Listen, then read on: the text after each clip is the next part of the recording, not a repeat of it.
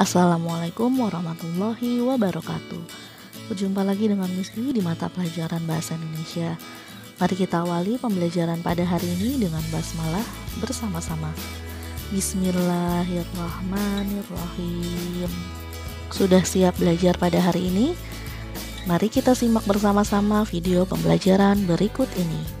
Pertemuan kita pada hari ini akan membahas tentang ciri kebahasaan puisi, yaitu majas atau gaya bahasa. Majas biasa juga disebut dengan gaya bahasa. Pada praktiknya kita sebenarnya sudah banyak yang menggunakan gaya bahasa atau majas di kehidupan sehari-hari. Namun tanpa sadar kita menggunakannya. Ingin tahu apa saja gaya bahasa dan untuk apa saja? Simak penjelasan berikut ini. Pengertian dari majas adalah ungkapan penyampaian pesan dengan menggunakan kiasan.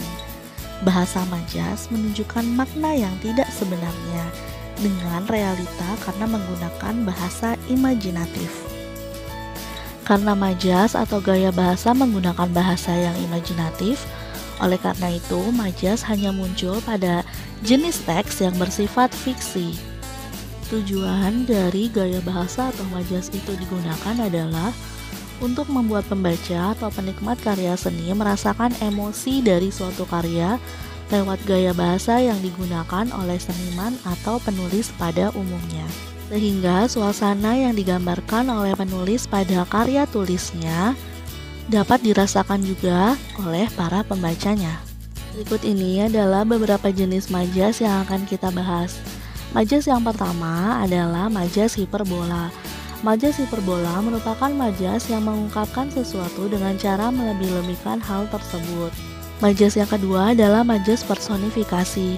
Majas personifikasi adalah majas yang menjelaskan benda mati seakan-akan bisa melakukan kegiatan atau aktivitas makhluk hidup seperti biasanya.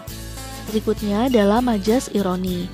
Majas ironi merupakan majas yang menggunakan ungkapan bertentangan dengan fakta.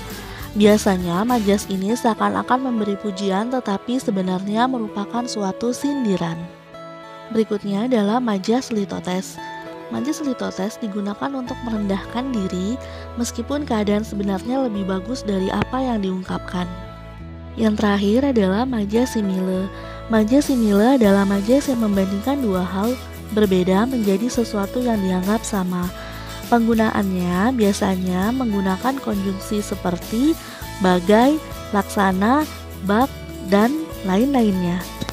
Pada umumnya jenis majas sangat banyak. Untuk pertemuan kali ini kita cukup membahas 5 jenis majas saja. Berikut ini adalah contoh kalimat yang menggunakan majas hiperbola dan personifikasi.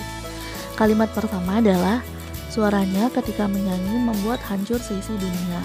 Kalimat tersebut mengandung majas hiperbola dikarenakan kalimat tersebut bermakna sangat berlebihan. Kemudian, kalimat yang kedua adalah daun yang tertiup angin berjoget layaknya tidak memiliki masalah. Kalimat tersebut mengandung majas personifikasi dikarenakan benda mati, yaitu daun, melakukan kegiatan makhluk hidup, yaitu berjoget. Oleh karena itu, kalimat tersebut mengandung majas personifikasi. Ini adalah contoh kalimat yang menggunakan majas ironi dan litotes. Kalimat pertama, rajin sekali, jam 12 baru bangun. Kalimat tersebut mengandung majas ironi dikarenakan bertujuan untuk menyindir orang lain. Kalimat kedua, kapan-kapan jika pergi ke Bogor, saya harap Anda mau mampir ke gubuk kami.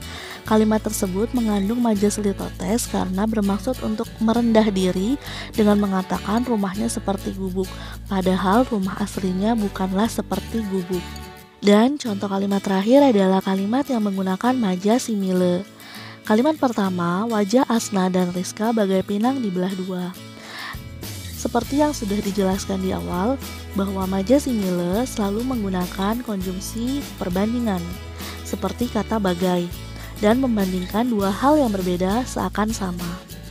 Dan kalimat kedua, keadaan ekonomi keluarga kami seperti langit dan bumi. Aku orang miskin sedangkan calon istriku sangat kaya raya.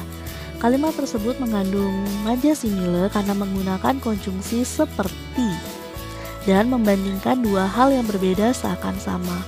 yaitu hal tentang ekonomi keluarga dan membandingkannya dengan langit dan bumi. Baiklah, cukup sekian penjelasan Miss Dwi pada hari ini tentang majas dan gaya bahasa. Semoga dapat membantu kalian dalam belajar. Miss Dwi ucapkan terima kasih dan sampai jumpa di pertemuan selanjutnya. Wassalamualaikum warahmatullahi wabarakatuh.